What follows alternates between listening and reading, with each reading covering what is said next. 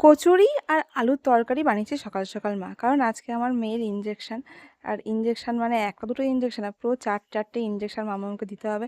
তার জন্য আজকে মা সকাল সকাল ঘুম থেকে উঠে সব কাজ ছেড়ে একটু কচুরি বানিয়েছে সবার জন্য। মানে আমার বাড়িতে আছে চারজন, বাবা, আমি, ভাই আর মা। আর বানিয়েছে ফ্রিজের ডিম ছিল, সেই ডিমের বড়া, মানে মাছের ডিমের বড়া। তারপর কি আমি স্নান টান করে রেডি হয়ে গেছি, ড্রেস আপ করে নিয়েছি।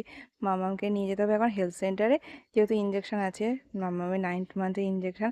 হ্যাঁ, মামামের 10 মান্থ হয়ে গেছে, কিন্তু যেহেতু গেল মাসে মানে ঈদের পর পর আমার মামামের ইঞ্জেকশনটা দেওয়া হয়নি। আমার ভাইয়ের বিয়ে ছিল, মাসির ছেলের বিয়ে, তার জন্য ইঞ্জেকশনটা মিস হয়েছে বলে এই মাসে দেওয়া হচ্ছে। তো আজকে সেই ডেট পড়েছে।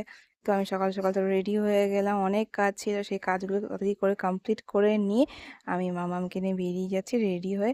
হ্যাঁ, আমি একা যাইনি, অবশ্যই আমার মাকে যেতেই হবে, কারণ আমার মাই তো নিয়ে বসে থাকে মামামকে।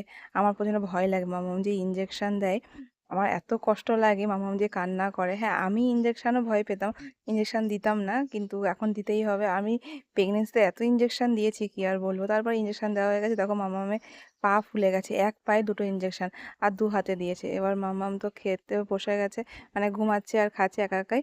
ও একাই খেতে ভালোবাসে। তা ও মামামকে ইঞ্জেকশনের যে মলমটা হয় সেটা লাগিয়ে দিলাম, জেলটা, যাতে একটু ঠান্ডা হয়, মানে কমে ফোলাটা। তারপর দেখো আমার মেজমা কাঁঠালি কলা দিয়ে গেছে, যেহেতু ওনাদের কলা বাগান আছে, মানে কলা ক্ষেত। আর কামরাঙ্গা আছে বাড়িতে, বাড়ির কাছে, তো কামরাঙ্গাগুলো দিয়ে গেছে। এবার আমার তো বাড়ি এসে খুব খিদে পেয়েছে, বাড়িতে সেরকম কিছু ছিলই না।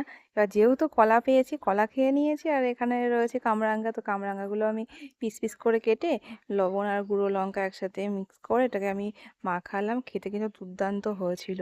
কে কে কামরাঙ্গা মাখা খেতে ভালোবাসো জানিয়ে কমেন্টস বক্সে। আর এই যে শুকনোগুলো দেখছি, এগুলো বাবা খাবে, কারণ বাবাই ঝাল টাল দিয়ে মিশিয়ে খাবে না বলেছে। তারপর দুপুর হয়ে গেছে, যেহেতু রান্না করতে আজকে লেট হবে মায়ের, আর এই জন্য আমি একটু ক্যাপসিকাম আর পেঁয়াজ কুচি কেটে নিয়ে লঙ্কা কুচি দিয়ে একটু ম্যাগি বানিয়ে নিয়েছিলাম। আমার প্রচণ্ড পরিমাণে খিদে পেয়েছে, মানে এই কামরাঙ্গা কলা খেয়েও আমার আজকে খিদে মিটছে না, আমি জানি না কেন। মায়ের রান্না করতে করতে আজকে 3টে বাজবে।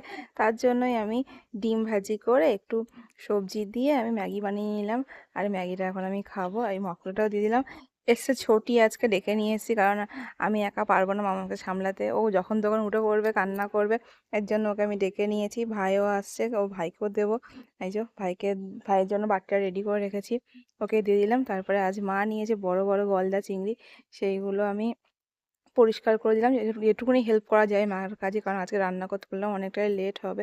তো এই চিংড়িগুলো ভালো করে ধুয়ে নিয়ে আমি লঙ্কা হলুদ মাখিয়ে নিয়ে এটা আমি নিজে ভেজে নিচ্ছি। মা ওইদিকে রান্না করতে বসে গেছে, আর আমি যতটা পাচ্ছি মাকে আজকে আমি একটু হেল্প করছি।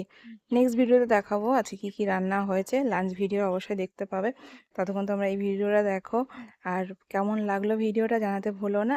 আমাকে লাল ড্রেসটা পরে কেমন লাগছে জানিও। আর সঙ্গে কে কে তোমরা এরকম বড় বড় চিংড়ি মাছের মালাইকারি খেতে ভালোবাসো, সেটাও কিন্তু কমেন্টস বক্সে জানিও। আমার মাছ ভাজা প্রায় অর্ধেক শেষ হয়ে গেছে, আর এদিকে আমি মাছগুলো লাল লাল করে ভেজে আমি আলাদা করে রাখছি। আমার তো মনে হচ্ছে মাছ ভাজাটাই খেয়ে নিই, কিন্তু না, মালাইকারি করতে হবে। বাবা তো চিংড়ি মাছ খায় না, আমি আর মায়ে খাবো, আমার ভাইও খায় না, তো ভাইয়ের জন্য অন্য কিছু রান্না হচ্ছে। তো চলো, ভিডিও আমি এখানেই এন্ড করছি, আর বেশি লেন্দি করলাম না, আজকে সময় হাতে অনেক কম। ভালো থেকো সবাই, টাটা বাই।